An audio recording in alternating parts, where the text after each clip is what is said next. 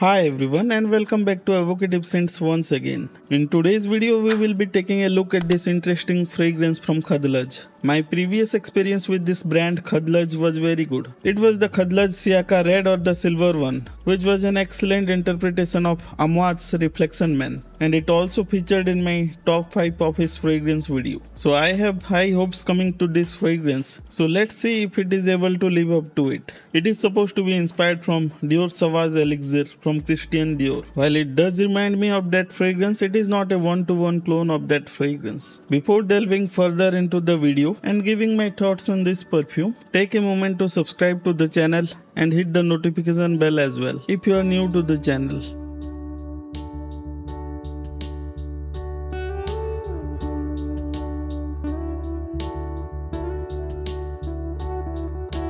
Now let's begin with the packaging and presentation before moving on to the smell.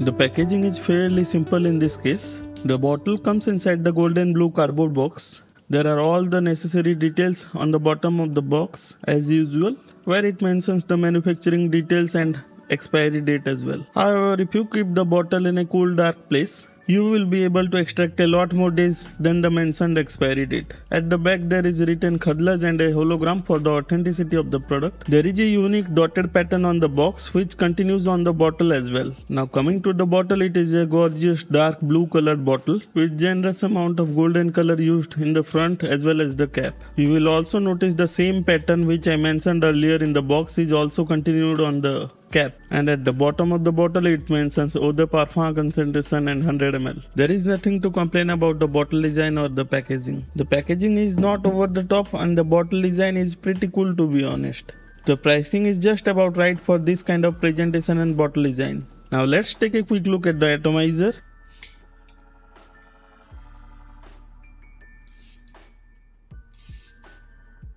As you would have seen in this footage, the atomizer is a pressurized one. There is a nice wide long spray from the bottle and it just adds a nice little touch to the experience of using the perfume, and I am certainly not complaining here. Now coming to all important part of this video, the smell. Now right from the get-go I have to clear one thing up here.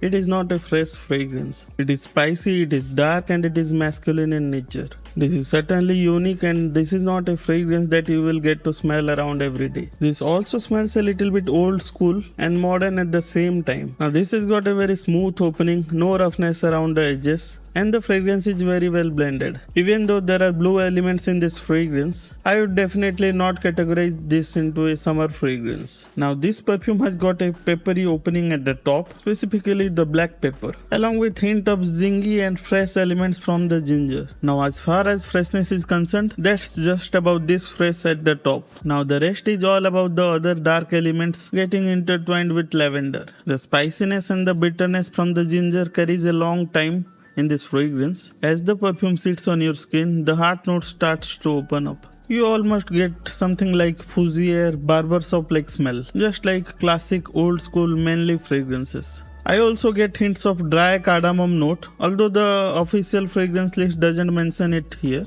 But what you will certainly get is smoky, incensey lavender here.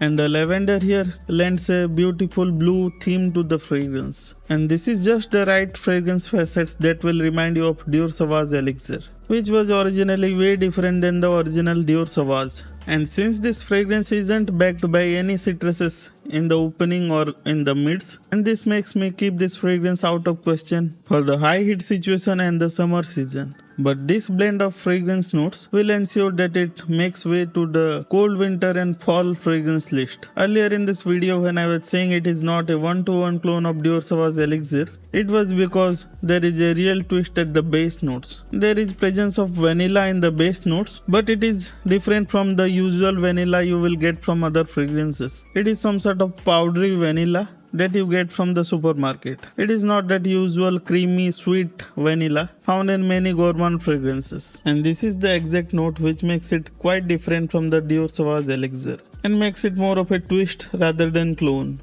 And then there is the presence of patchouli in the dry down, which gives it a mysterious, dark, earthy smell. This kind of scent profile will not appeal to a lot of young people. This fragrance definitely feels mature, handsome and manly, perfectly suited to people above the age of 30. Though this is not exactly polarizing in nature, it is not exactly a mass appealing fragrance either. This fragrance is more suited to formal occasions. A clean, dark, manly fragrance make it a perfect option for office. The scent profile certainly doesn't exude playful vibe here. The dark elements almost certainly give off a mysterious feel to the fragrance. Now coming to the performance aspect of this cologne, I would consider it somewhere around average. There is about soft projection for an hour and a half, and the longevity of this fragrance is somewhere around 5 to 6 hours on the clothes. Since the projection is also not very loud, and despite being a dark fragrance, it is not very long lasting either. So as far as performance is considered, I would give it a solid 6.5 out of 10.